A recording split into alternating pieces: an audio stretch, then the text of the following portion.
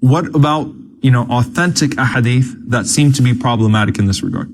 So we talked about many different fabricated, racist ahadith, but what about the ones that are actually authentic? So for example, the Prophet ﷺ says, follow your authority even if he's an Abyssinian slave whose head is like a raisin. It sounds racist. Someone might think it's racist.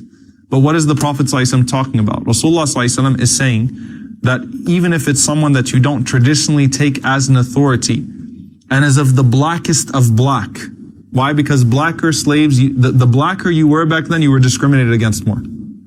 So the Prophet ﷺ is saying, even if he has the darkest skin color, like a raisin, and he's your Khalifa, then you follow him, you obey him. So it's actually not a racist hadith, it's actually quite the opposite. That the Prophet ﷺ is saying that not only is the probability there that someone with the darkest color skin can become the Khalifa, can become the leader of the Ummah, and can take bay'ah from the people, can take allegiance from the people, but even if he has the darkest skin, you give him your bay'ah, you give him allegiance. There is another hadith and the reason why I'm mentioning these two hadith in particular is because I read Islamophobic material that quote these hadith to show that the Prophet ﷺ had racism. The other hadith that's used is, it's better for you to marry a black slave with a disfigured nose if her deen is better.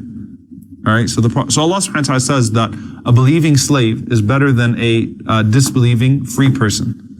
So when the Prophet ﷺ says, it's better for you to marry a black slave with a disfigured nose if her deen is better. Number one, the hadith is disputable in sanad. It has a disputable chain. Number two, it's a snippet of the hadith.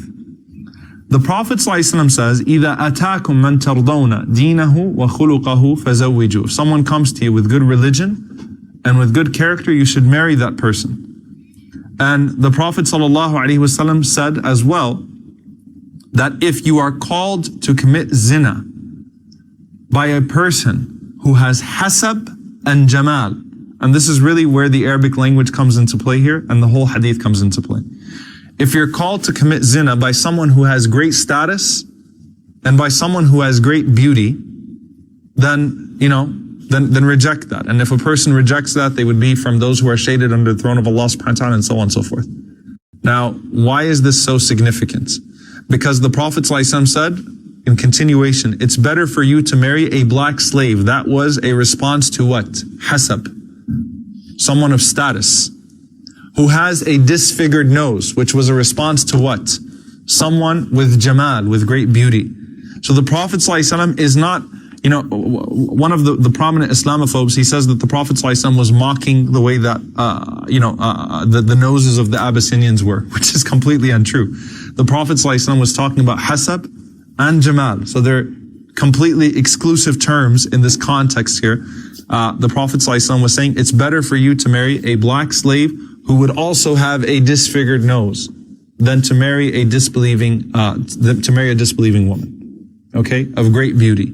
So the Prophet ﷺ is responding to these things. So there is absolutely nothing that can be found in the ahadith of the Prophet ﷺ that could be interpreted in a neutral fashion as being racist.